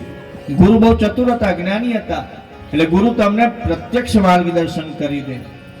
એટલે ગુરુએ કીધું કે બધું થઈ જશે, હું એક અનુષ્ઠાન કરીશ, તારે સારું થઈ જશે, પણ તારે મારું કામ કરવું પડશે. કે બોલો. કે તારો બંગલો છે ને એનાથી તું જમણા હાથે વળીશ ને તો અહીંયા આગળ ગામ પૂરું થાય છે, ત્યાં એક વડના ઝાડ નીચે એક ઝૂંપડી છે અને ઝૂંપડીમાં એક બેન રહે છે. હું નીકળ્યો હતો તો બેન પાસેથી ઉછીનો લોટ મેં લીધો તો મારે આપવાનો બાકી છે, તો તું આપી આવીશ. કે હા હું આપી આવીશ, પણ કોઈ નોકરને ના મોકલતો, હા તારે જાતે જવાનું એમ. કે હા કેટલો લોટ આપવાનો છે. કે 5 કિલો લોટ આપી દેવાનો. શેઠ સાંજે એના નોકરને બોલાવ્યો, 5 કિલો બાજરીનો લોટ લીધો છે, રોટલાનો. ગાડી કાઢી એને ત્યાં ઢગલો ગાડી, કઈ ગાડીમાં જવું ખબર નહીં, બધા અલગ અલગ ડ્રાઈવર. ગાડીમાં શેઠજી બેઠા અને જાપાની બાલ ગાડી હંકારી. ભાઈ જમણા હાથે વર્યા અને ત્યાં વડના ઝાડ નીચે ઝૂંપડી દેખાણી. શેઠ પોતે લોટની થેલી લઈ અને ગાડીમાંથી ઉતર્યા છે અને ઝૂંપડીમાંથી એ જ વખતે 2 સાધુ બહાર આવતા હતા અને એ ડોશીમાને ખૂબ જ આશીર્વાદ આપતા કે ભલું થજો, કે એનું કલ્યાણ થજો, કે જેને અમારી પેટની આગ ઠારી છે. આ શબ્દો શેઠના કાને પડ્યા. શેઠજી ગયા અને એ માજી સદાવ્રતનું કાર્ય કરે. વટે માર્ગો આવતા જતાને જમાડવાનો યજ્ઞ કરતા હતા, રામ રોટી ચલાવતા હતા. એટલે શેઠજીએ જઈને કહ્યું કે માજી નમસ્કાર, જય સિયારામ. બોલે જય સિયારામ બચ્ચા, કેમ આવું પડ્યું. તો કે મારા ગુરુ મહારાજે મોકલ્યા છે અને લાગે છે તમે ખૂબ ધનિક છો અને આ તમે લોટ ઉઠાઈને આવ્યા. તે કે મારા ગુરુની આજ્ઞા છે. બોલો. તો કે હાલો આવતીકાલ માટેનો આ 5 કિલો લોટ મારા તરફથી. માજીએ ના લીધો. માજીએ કીધું કે મારું આજનું કાર્ય પૂર્ણ થઈ ગયું, હવે આવતીકાલની ચિંતા હું શું કરવા કરું.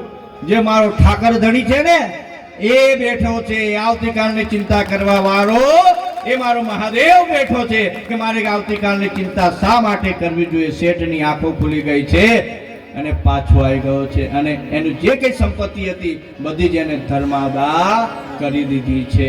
અને જો પછી સંપત્તિની લાલચ રાખીને બેસશો ને તો પછી પુત્ર કપુત્ર પાકે તો પછી એ તમારે ચિંતા અને એ પછી તમારે જન્મમાં પછી સાપ થઈને ધનની રક્ષા કરવા બેસવું પડે, કુંડાળું મારીને. બીજો જન્મ એવો થાય જેને પૈસો નથી છૂટતો ને, જેના જીવનમાંથી હાય પૈસો હાય પૈસો હાય પૈસો, પૈસાને ના છોડે.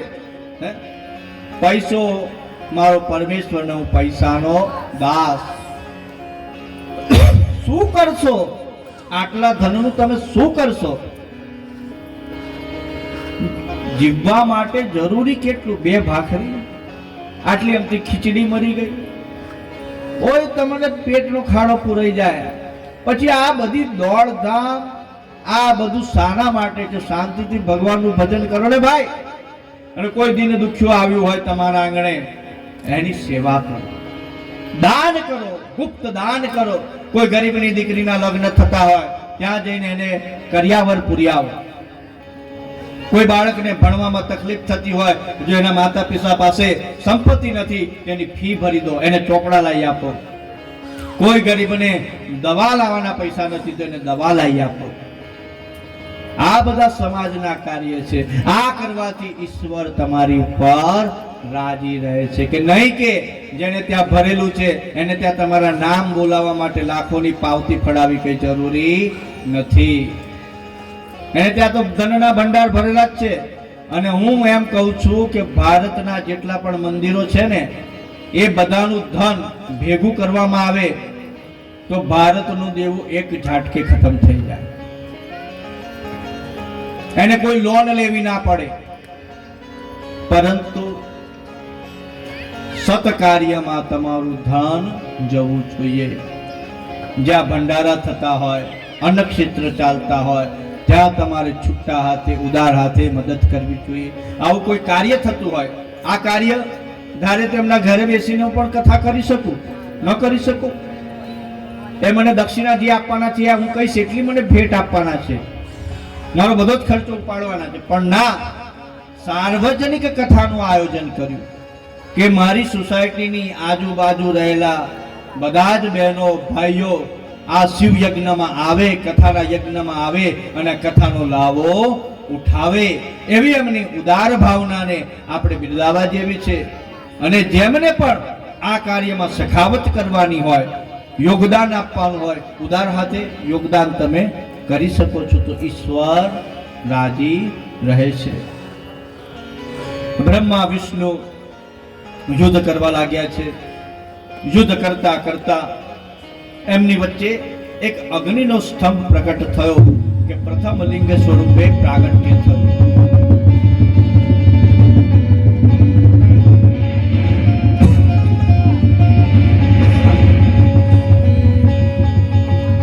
બ્રહ્મા અને વિષ્ણુના હથિયાર પડી ગયા. બ્રહ્મા હંસનું સ્વરૂપ ધારી સ્તંભનો છેડો શોધવા આકાશ માર્ગે ઉડવા લાગ્યા. ભગવાન વિષ્ણુ વરાહનું સ્વરૂપ ધારણ કરી પાતાળ માર્ગે છેડો શોધવા લાગ્યા. યુગો વીતી ગયા પરંતુ સ્તંભનો પાર આવતો નથી. ત્યાં માર્ગમાં એક કેવડાનું પુષ્પ ભગવાન શિવના લલાટ ઉપરથી નીચેનું પતન થયું, અધપતન થયું. અને માર્ગમાં બ્રહ્માજીને એની મુલાકાત થાય છે. બ્રહ્માજીએ કેવડાના પુષ્પને રોકીને કહ્યું કે ભાઈ ઉભો રહે, ક્યાં જાય છે? કેવડાના પુષ્પએ કહ્યું કે હે પિતામહ, હું કેતકી કેવડાનું પુષ્પ છું અને ઘણા યુગોથી મારું પતન થાય છે અને એમના લલાટ પર ધારણ મને કરેલ, પરંતુ નીચે પડું છું. પરંતુ યુગો નીકળી ગયા પરંતુ એનો અંત નથી આવતો. એટલે બ્રહ્માએ બધી પોતાની આપ વીતી કહીને કહ્યું કે જો મારી પણ આ જ દશા છે અને અમે શરત રાખી છે કે જે છેડનો આ સ્તંભનો છેડો પામે એને મોટો ગણવામાં આવે. મોટા થવાની લડાઈ છે, પૂજાવાની લડાઈ છે. એટલે એક કામ કર. બ્રહ્માજીએ બુદ્ધિ દોડાય કે તારે મોટું થવું છે ને મારે મોટું થવું છે. આપણે સમાધાન કરીએ તો કેવું સમાધાન?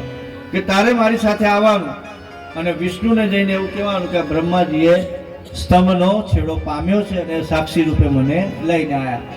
તો કે એ કરવાથી મને શું ફાયદો? એમાં તો તમે મોટા થવાના. મારો ફાયદો? તો કે જો હું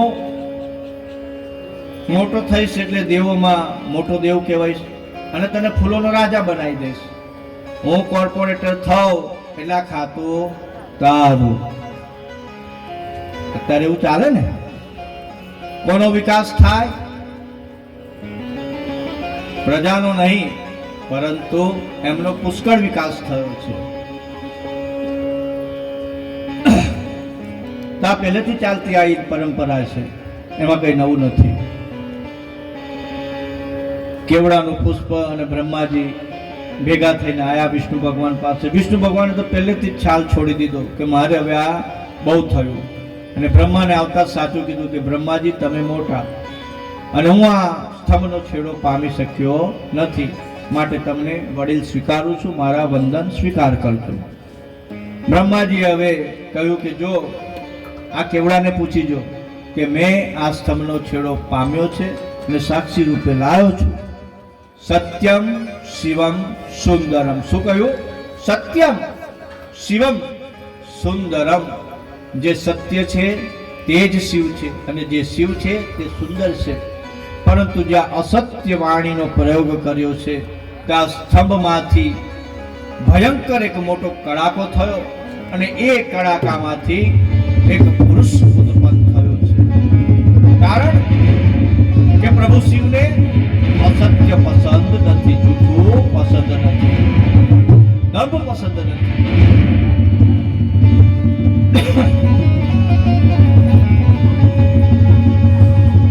એ મહાપુરુષ બ્રહ્માજીના અસત્યવાદી વદનને ડાબા હાથની ટચલી આંગળીના નખ વડે બ્રહ્માજીના મસ્તકનું છેદન કર્યું છે. બીજા મસ્તક છેદવા જાય છે ત્યાં બ્રહ્મા વિષ્ણુ પ્રભુ શિવના ચરણમાં પડી અને માફી માંગે છે. એ પુરુષ મહેશ તરીકે પ્રથમ અવતાર અને જ્યાં બ્રહ્માજીનું મસ્તક છેદ્યું એટલે શ્યામ વર્ણના થઈ ગયા અને ભૈરવ તરીકે, જેને કાલ ભૈરવ તરીકે તમે ઓળખો. બોલો કાલ ભૈરવ નાથ કી જય. જય હો, જય હો, જય જય હો. કાલ ભૈરવ શિવનું પ્રથમ સ્વરૂપ કહેવામાં આવે છે. મહેશ, ભૈરવ, 64 પ્રકારના ભૈરવનું વર્ણન કરવામાં આવેલું છે. કાલ ભૈરવ, બટુક ભૈરવ, અસિતાંગ ભૈરવ, રૂરુ ભૈરવ, પ્રચંડ ભૈરવ, દંડપાણી ભૈરવ, કંકાલ ભૈરવ, આમ 64 પ્રકારના ભૈરવોનું વર્ણન કરવામાં આવ્યું છે. ભૈરવ તમારા ક્ષેત્રની રક્ષા કરે એટલે એને ક્ષેત્રપાલ તરીકે પણ ઓળખવામાં આવે છે. મહંકાલની નગરીમાં ક્ષેત્રપાલ તરીકે બાબા કાલ ભૈરવ, કાશીની નગરીમાં કાલ ભૈરવ અને બદ્રી વિશાલ કે બદ્રીનાથ છે, કેદારનાથ છે, કેદારનાથ ઘાટીના રક્ષક પણ કાલ ભૈરવ દાદા સ્વયં પોતે છે. કાલ ભૈરવ બ્રહ્મ હત્યાનું પાતક લાગ્યું એટલે હવે કાલ ભૈરવ દાદાએ તીર્થાટન શરૂ કર્યું. પાતકનું પ્રાયશ્ચિત કરવા. તીર્થોમાં જવાથી શું ફળ મળે તે સાંભળજો આ ઘટનાને. તીર્થ શું કરી શકે છે? તો કાલ ભૈરવ એક પછી એક તીર્થોનું સેવન કરતા કરતા વૈકુંઠ લોકમાં પહોંચ્યા છે, જ્યાં લક્ષ્મી નારાયણ શેષ શૈયા પર શેષ નારાયણ ભગવાન બિરાજમાન છે. ત્યાં મહાલક્ષ્મીજીએ મનોરથવલી નામની ભિક્ષા એમના ખપ્પરમાં અર્પણ કરી છે. આમ કરતા કરતા તેઓ મા ગંગાના કિનારે પ્રભુ શિવની નગરી કાશીમાં પધાર્યા કે જ્યાં એમના મસ્તક ઉપર ચોટેલું બ્રહ્માનું કપાલ એટલે કે ખોપડી જ્યાં સ્નાન કરે છે ત્યાં એમના હાથથી છૂટી પડી છે અને એને કપાલ મોચન તીર્થ તરીકે ઓળખવામાં આવે છે. કપાલ મોચન તીર્થ જ્યારે પણ કાશી બનારસ જાઓ તો કપાલ મોચન તીર્થના અવશ્ય દર્શન કરજો. ત્યાં બ્રહ્માજીનું પણ મંદિર છે અને ભૈરવજીનું પણ મંદિર આવેલું છે. કપાલ મોચન તીર્થ. કાશીમાં 84 ઘાટ આવેલા છે. કાશી નગરી શિવની નગરી છે અને જ્યાં ગંગાજી વહે છે. જે લોકો એમ કહેતા હોય કે આ પુરાણોની વાત ગપ્પા છે, બધું કશું એમાં સત્ય નથી. ઘણા એવું થોડું ઘણું ભણેલા હોય ને, હું તમને એમ પૂછું છું કે તમારા શાસ્ત્રો કેટલા? આ બધા ભણેલા બેઠા છે ને, ઘણા બધા ભણેલા હશે. કોઈ ગ્રેજ્યુએટ હશે, કોઈ ડબલ ગ્રેજ્યુએટ હશે, કોઈ મેનેજર હશે, એવી પોસ્ટ વાળા છે. હું તમારા ધર્મના 4 સવાલ પૂછીશ. તમારા શાસ્ત્રો કેટલા? એકે હાથ ઊંચો નથી થતો. એનું કારણ કે તમે તમારા શાસ્ત્રોનું અધ્યયન નથી કર્યું. તમે તમારી સંસ્કૃતિને વિસરી ગયા છો. તમે તમારી સંસ્કૃતિને ભૂલી ગયા છો. તમે તમારો પહેરવેશ છોડી દીધો. તમે તમારી વાણી છોડી દીધી. કોઈને એમ કહેવામાં આવે ને કે 100 વાક્ય ગુજરાતીના સળંગ બોલ, નહીં બોલી શકે. અને અહીં ઉભા રહીને જો 100 વાક્ય સળંગ બોલે એને હું ઇનામ આપીશ. તમારી ગુજરાતી ભાષામાં પણ અંગ્રેજી ઘૂસી ગયું છે, હિન્દી ઘૂસી ગયું. તમે શુદ્ધ ગુજરાતી પણ બોલી શકતા નથી. અને તમારો વિકાસ માતૃભાષામાં જેટલો થાય ને, સાયન્સ એવું કહે છે, વિજ્ઞાન એવું કહે છે કે માતૃભાષામાં તમારો જેટલો વિકાસ થાય ને, એટલો બીજો વિકાસ કોઈ ભાષામાં થાય નહીં. અને આપણે ઉઠ્યા એટલે આપણા બાળકને કોન્વેન્ટમાં મૂક્યા ને, અંગ્રેજી માધ્યમમાં. બાપો તો ખેતરે, બાપ દાદાની મોટી લાંબી જમીન હોય, ચાકરો હાથે રહેતો હોય, ભેંસોના તબેલા હોય, ગાયોના તબેલા હોય, બધું વેચી હાટીને આવે.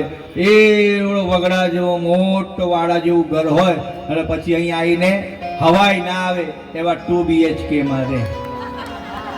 એમ 2 ધડી બાયડી 2 હાથ પકડીને આમ ફૂંદેડી ફરે ને તે એનો રૂમ પૂરો થઈ જાય. અને કહેશું કે અમારા બાળકોને ભણાવવાના, એટલે અમે કોઈ કોમ્પ્રોમાઇઝ ના કરીએ. રહેવા દે ને બધા ખોટી વાતો. એમ કે ને કે તારાથી આટલું મોટું મકાન સચવાતું નથી, એનું સફાઈ નથી થતી, એટલે નાનકડા આમ તક ખોલ્યામાં આવી છું.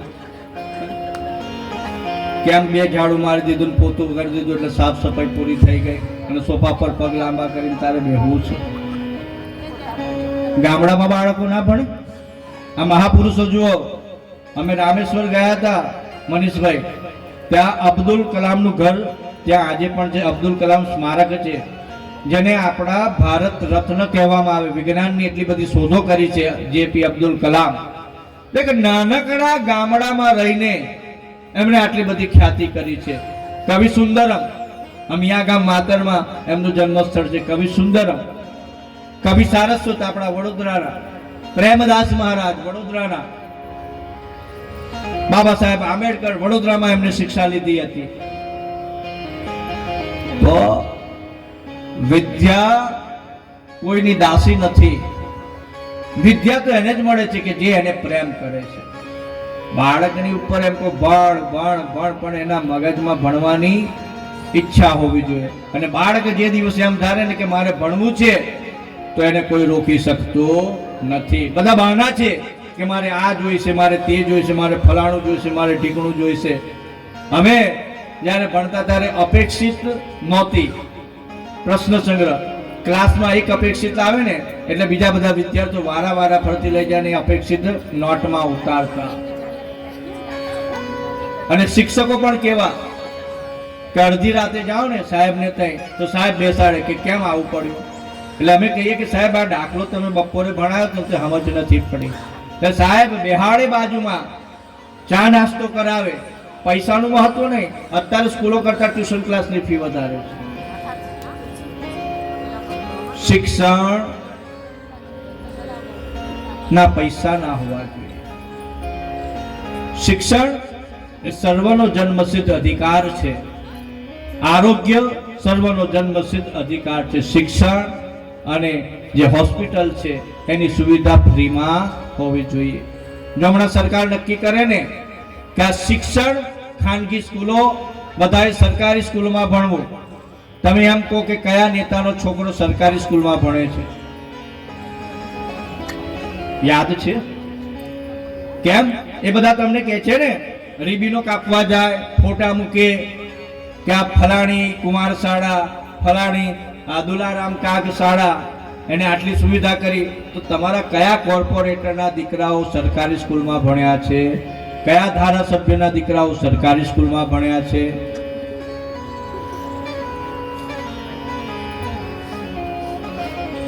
ભારત સરકાર, ગુજરાત સરકાર એક જ પાઠ્યપુસ્તક બહાર પાડે છે અને એ જ પાઠ્યપુસ્તકનો અભ્યાસ કરવામાં આવે છે બોર્ડની પરીક્ષામાં. પછી તમે ગામડાની ગમે તે નાનામાં નાની સ્કૂલમાં ભણો કે કોન્વેન્ટમાં ભણો, પણ તમારે છેવટે પેપર તો એ જ અભ્યાસક્રમનું આપવાનું હોય છે. તો શું મને એમ લાગે છે કે એસી વાળી કમરો હોય તો બાળકની બુદ્ધિ તેજ ચાલે? ના, ખોટી વાત છે. ભૂલી જાઓ. દેખાદેખી છે. ઘણાનો સ્ટેટસ સિમ્બોલ હોય કે મારું છોકરું, અને પછી કે હોય ખરા કે અમારી સ્કૂલની ફી તો આટલી બધી છે. એ ફી ભરવા માટે લોનો લે, પણ તને કોને કીધું તારા ગામડામાં પ્રાથમિક શાળા નથી? તઈ ભણાય ને. પણ ના, આ દેખાદેખી છે. ગામડા અત્યારે તૂટી રહ્યા છે. તમે ગામમાં જાઓ ને તો ખંભાથી તાળા બધે લટકતા જોવા મળે. દરેક ગામની આ સમસ્યા છે. અને અહીંયા આગળ શહેરનો એક ખોટો ક્રેઝ છે. 5-10 વર્ષ પછી એવું થશે કે લોકો ગામડા તરફ દોટ મૂકશે. અને જે લોકો એમ કહે છે ને કે ખેતીવાળા અમને નથી પસંદ, એ જ લોકો એમ પૂછશે કે તમારા ગામમાં ઘર છે, તમારા ગામમાં જમીન છે, તો અમે તમને કન્યા આપીએ. આ દિવસો આવવાના છે. મારા શબ્દો લખી રાખો. એક ખોટો ક્રેઝ છે. શહેરમાં શું છે? હવે તો ગામડે ગામડે સુવિધા થઈ ગઈ, એટલા રોડ રસ્તા થઈ ગયા, દરેકને ઘેર વાહન આવી ગયા. તમને મેડિકલ ઇમરજન્સી હોય તમે અડધા કલાકમાં શહેરની અંદર કલાકમાં પ્રવેશ કરી જાઓ. પણ ગામમાં જે શુદ્ધ આબોહવા મળે કોઈને લેવી નથી. ગામના સંસ્કાર કેવા કે ગામમાં કોઈને ત્યાં પણ પ્રસંગ હોય તો આખું ગામ ભેગું થઈ જાય. અને ત્યાં બધા મહેમાનો કે ભાઈ 5 મહેમાન મારે થઈ રાખજો, 5 મારે થઈ રાખજો. તમારે જોવું ના પડે, ચા પાણી નાસ્તાની વ્યવસ્થા કરવી ના પડે. અમારી ગામમાં કથા હોય ને તો જે આયોજક હોય ને એના માટે કોઈ ભાર જ ના હોય.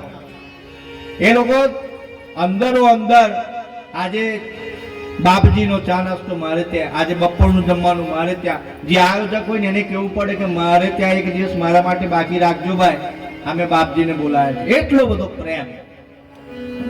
પરંતુ શહેરની હવા શું લાગે છે કે માણસ સ્વાર્થી થઈ જાય છે. તમારી પાડોશમાં શું થાય છે તમને ખબર હોતી નથી. અને ફેસબુક ઉપર ઢગલો ફ્રેન્ડ તમે બનાવ્યા હોય, હજારો ફ્રેન્ડ હોય તમારા, પણ સાચો સગો તમારો પાડોશી છે. સાચો સગો કોને કહેવાય? તમારો પાડોશી છે. પાડોશી ધર્મ કહેવામાં આવે. તમને અડધી રાતે કશું પણ થશે ને તો તમારો પાડોશી પહેલા તમારા માટે દોડશે. તમારા સગાવાલાને તો ફોન કરશો એને આવતા અડધો કલાક, 2 કલાક થાય, પણ તમારો પાડોશી તરત જ અડધી રાતે ઊભો થઈ જશે. ગમે એટલું તમે ભલે ને ઝઘડતા હોય, મારી જગ્યામાં સ્કૂટર ક્યાં મૂકી? ઝઘડો ત્યાંથી શરૂ થાય. મારે ગાડી કઈ મૂકવાની? મેં પૈસા નથી આલ્યા? તે જેટલા આપ્યા તેટલા જ મેં આપ્યા છે, તું તારી જગ્યા મૂક ને. અરે ભાઈ, હે હું લઈને જવાનો? ભલે ને મૂક્યું, મૂકવા દે, તું એની જગ્યાએ મૂકી દે. થોડું આગળ જઈને મૂકી આય, હું ફરક પડવાનો છે તને? પણ ના. અને એ વાતને લઈને મહારામાયણ ચાલુ થઈ જાય. મહિના સુધી, 2 મહિના સુધી પાછા બોલે નહીં. હામે મળે તો એકબીજા સામે જુએ નહીં. જય શ્રી કૃષ્ણ ના કરે, રામ રામ ના કરે. તો મારો મહાદેવ એમ કહે છે કે બધે હળી મળીને રહેવું જોઈએ. આ કથા રાણા પરિવારે એમના પિતૃઓના મનોરથ માટે અર્પણ કરી છે. જેમ ભગીરથ રાજાએ કાર્ય કર્યું અને ગંગાજીને સ્વર્ગથી પૃથ્વી પર લાવ્યા, એમ રાણા પરિવાર તમારા ઓમ રેસિડન્સીમાં અમારા થકી જ્ઞાન રૂપી ગંગા અહીં વહી રહી છે. તો તમે એમાં ડૂબકી મારો. જેને જેટલું પામવું હશે તે પામશે. બાકી અક્કર વિના પડ્યા કાળો ચડવો લઈને જાય. લોકો ગંગામાં સ્નાન કરે ને તો મોટું કોઈની ગાગર ભરીને લાવે, કોઈ બાટલ ભરીને લાવે. અને અક્કર્મી કેવો કહેવાય કે જાય ખરો, સ્નાન કરે, લોટો ચડવો ભરે, પણ લોટો કાણો લઈને જાય. તો કાણા લોટા લઈને કથામાં બેસવું નહીં. બધું આઈને અહીં ઊભા થયા ને રૂમાલ ખંખેર્યો કે બાપજીની કથા ઘેર લઈ જવી નહીં. બાકી ઉપાધિ થાય, આ તો દાન ધર્મ કરાવવાનું કે બધું કે, એટલે આપણે અહીંયા જ પ્રસાદ લઈને ખંખેરી કરવાનું. તો શિવજી કહે છે કે મારા ગુણગાનનું સેવન કરવું, મારી કથાનું શ્રવણ કરવું, શ્રવણનું મનન કરવું, ચિંતન કરવું. અને તમે, હું માનું છું કે બધાને કામ ધંધો હોય, ના આવી શકે, પરંતુ તમે જે કથા સાંભળવા આવો છો ને, તો ઘરે જઈને કામ તમારે કરવાનું. જ્યારે સાંજે જમવા બેસો ને, રાત્રે, એટલે બધાને બેસાડવા, અને કથાનો કોઈ એક પ્રસંગ છે ને એમને કહી સંભળાવવાનો. કથાનો કોઈ પણ એક પ્રસંગ એમને કથાની ઘરમાં ચર્ચા કરજો. ભલે એ ના આવી શકતા હોય, પરંતુ તમારા માધ્યમથી ત્યાં સુધી કથા પહોંચવી જોઈએ. નિયમ લેવો. કેવો નિયમ લેવો? કે બધા એક ભાણે બેસીને જમવું. તમને ખબર નહીં હોય કે તમે કુટુંબના બધા સભ્યો એક સાથે ક્યારે જમ્યા. કોઈનો બર્થડે આવે તો બહાર હોટલમાં જમવા જાય, ત્યારે ટેબલ પર બધા બેઠા હોય, બાકી તમારા ઘરના ટેબલ તો સૂના પડ્યા હોય છે. તો એક સાથે ભજન કરવું, એક સાથે ઘરમાં ભોજન કરવું. ભજન અને ભોજન સમૂહમાં કરવામાં આવે છે, ધ્યાન રાખજો.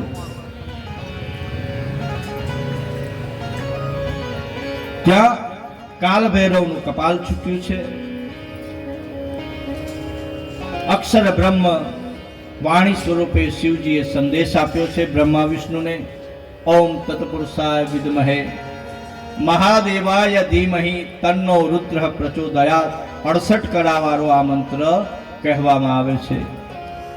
અને શિવ સંબંધી જ્ઞાન આપી બ્રહ્માને કહ્યું કે બ્રહ્મા, તમે વડીલ હોવા છતાં જૂઠું બોલ્યા અને પૂજાવા માટે તમે પાખંડ કર્યું, માટે આજથી હું તમને શ્રાપ આપું છું કે તમારી પૂજા થાય નહીં, તમારા મંદિરો નહીં થાય, તમારી પ્રતિષ્ઠા નહીં થાય. વિષ્ણુને કહ્યું કે વિષ્ણુ, તમે વાદ વિવાદમાં પડ્યા, પરંતુ સત્યનો સહારો લીધો છે, સત્ય બોલ્યા, માટે હું તમારી પર પ્રસન્ન છું. જાઓ, તમે અવતાર ધારણ કરી શકશો અને અવતાર ધારણ કરવાની હું તમને છૂટ આપું છું. રુદ્રને કહ્યું કે આજથી મારું સ્વયંભૂ સ્વરૂપ રુદ્રને હું અર્પણ કરું છું. મારા અને રુદ્રમાં કોઈ ફરક નથી, એટલે શિવ અને શંકરમાં કોઈ અંતર નથી. કારણ કે તમે બધા ઝઘડવામાં રહ્યા, જ્યારે રુદ્ર મહેશ શંકર પોતાનું કાર્ય કરતા રહ્યા, તમારા વાદ વિવાદમાં પડ્યા નથી. એને મોટું થવા પૂજાવાની કોઈ ઈચ્છા નથી, માટે આજથી શિવ અને શંકરમાં કોઈ ફરક હશે નહીં. મારું હુબહે હુબ સ્વરૂપ, મૂર્તિમંત સ્વરૂપ શંકરને હું અર્પણ કરું છું. ત્યારબાદ લિંગના વર્ણન કરતા કહે છે કે હે દેવો, આજે માઘ માસમાં આદ્રા નક્ષત્રમાં હું સ્થાણુ રૂપે પ્રગટ થયો. એ દિવસ શિવરાત્રિ, મહાશિવરાત્રિ તરીકે પ્રસિદ્ધ થશે. આજે ઉપવાસ કરી શ્રદ્ધા ભક્તિથી પૂજન કરનારને આખું વર્ષ પૂજન કર્યાનું ફળ પ્રાપ્ત થશે અને આ લિંગ સ્થાન તરીકે પ્રસિદ્ધ થશે. લિંગ સ્થાન અથવા અરુણાચલ, કે જ્યાં શિવનું પ્રાગટ્ય સ્થાન સ્વરૂપે થયું હતું. શિવજી કહે છે કે બ્રહ્મા, 4 પ્રકારના મનુષ્યો અહીં ભક્તો, સાલોક્ય, સામીપ્ય, સારૂપ્ય, સારુષ્ટ, સૃષ્ટિ, આમ 5 પ્રકારની મુક્તિને પ્રાપ્ત કરશે. મારા 2 સ્વરૂપ છે, એક સકલ અને બીજું નિષ્કલ. બીજા કોઈ ના આવા 2 રૂપ નથી, માટે બીજો કોઈ ઈશ્વર નથી. તમે આ વાત નહોતા જાણતા, માટે અભિમાન વશ થઈ તમે જાતે ઈશ્વર બની બેઠા. સત્ય તમને સમજાવું છું. ગુરુ પદે મને સ્થાપી મારું વચન માનો. આલિંગમ લિંગમ મૂલમ તો અવ્યક્ત લિંગમ ઉચ્યતે. પરમાત્મા શિવને લિંગી, નિર્ગુણ, નિરાકાર અર્થાત અલિંગી કહેવામાં આવે છે. લિંગનો અર્થ છે અવ્યક્ત પ્રકૃતિ, ભયના લિંગમ મુચ્યતે. લિંગ શબ્દનો અર્થ સર્વને પોતાનામાં લીન કરનાર, પોતાનામાં સમાવિષ્ટ કરનાર, વિશ્વના બધા જ પદાર્થોનું સર્જન કરનાર નો પરિચય, પર્યાયવાચી ચિહ્ન અથવા સંપૂર્ણ વિશ્વમય પરમાત્મા લિંગ કહેવામાં આવે. લિંગમ પ્રધાન્યતઃ સ્થાપ્યમ તથા વૈરમ તુ ગૌણકમ. લિંગ અભાવે ન તત ક્ષેત્રમ સર્વેમપી સર્વતઃ. તો જ્યાં લિંગ ન હોય ત્યાં ભલે મૂર્તિ હોય પરંતુ એને તીર્થની માન્યતા આપવામાં આવતી નથી. તીર્થ ક્ષેત્ર નથી ગણાતું. સજ્જન, લિંગનો અર્થ તમારા શરીર પર ચિહ્ન હોય ને એને પણ લિંગ કહેવામાં આવે, ડાઘને પણ લિંગ કહેવામાં આવે. પરંતુ અત્યારે મૂર્ખ માણસોની જેમ કે જેને વેદાભ્યાસ નથી કર્યો, જેને પુરાણોનો અભ્યાસ નથી કર્યો, જેને શાસ્ત્રોનો અભ્યાસ નથી કર્યો, જેને સ્મૃતિ ગ્રંથોનો અભ્યાસ નથી કર્યો, શ્રુતિ ગ્રંથોનો અભ્યાસ નથી કર્યો, મહાવાક્યોનો અભ્યાસ નથી કર્યો, અને એ મૂર્ખ મનુષ્ય તમને સલાહ આપવા બેસે, હે તું આચાર્ય છું. આચાર્ય કોને કહેવાય? કે જે દર્શન આપે ને એને આચાર્ય કહેવાય. એવા આચાર્ય કોણ થઈ ગયા? કે આદિ જગતગુરુ શંકરાચાર્ય, કે જેમણે દર્શન આપ્યું. કયું દર્શન આપ્યું? અહમ બ્રહ્માસ્મિ શિવોહમ. હું પોતે બ્રહ્મ છું અને એકો નાસ્તિ દુજો તત્વહમ. આ એક જ તત્વ તત્વમસી તે તું છું. અને દરેક આત્મામાં શિવ રૂપે પ્રભુ શિવનો આત્મ રૂપે વાસ છે. આત્મા ત્વમ ગિરજામતિ સહચરા પ્રાણા શરીરમ ગૃહે પૂજા તે વિષયોપભોગ રચના નિદ્રા સમાધિ સ્થિતિ સંચાર પદય હપ પ્રદક્ષિણ વિધિ સ્તોત્રાણિ સર્વા ગિરો યત તત કર્મ કરો વિતત તત અખિલમ સંભવ તવારાધનમ. દરેક જીવાત્મા આવી 84 લાખ યોની છે. કેટલી યોની છે? 84 લાખમાંના એક તમે પ્રાણી છો. શું છો? મનુષ્ય એક પ્રાણી છે. અને કયું પ્રાણી? કે 2 પગે ઊભું રહીને ચાલે, જેનું મેરુદંડ સ્થિર છે ને, એવા વર્ગમાં તમે આવો છો. 2 પગે ઊભું માથું રાખીને ચાલનારા પ્રાણીના વર્ગમાં તમે આવો છો. બાકીના બધા 84 લાખમાં એક સમાન જીવ વસેલો છે. અને જેટલા જીવ છે ને એ બધા જ શિવ છે. મનુષ્યને ભગવાન એક વિશિષ્ટ દેહ આપ્યો. મનુષ્ય પાસે 3 દેહ છે: સ્થૂળ દેહ, સૂક્ષ્મ દેહ અને કારણ દેહ. દેવોની પાસે માત્ર 2 જ દેહ છે: સૂક્ષ્મ દેહ અને કારણ દેહ. માટે જ્યારે જ્યારે પણ ઈશ્વર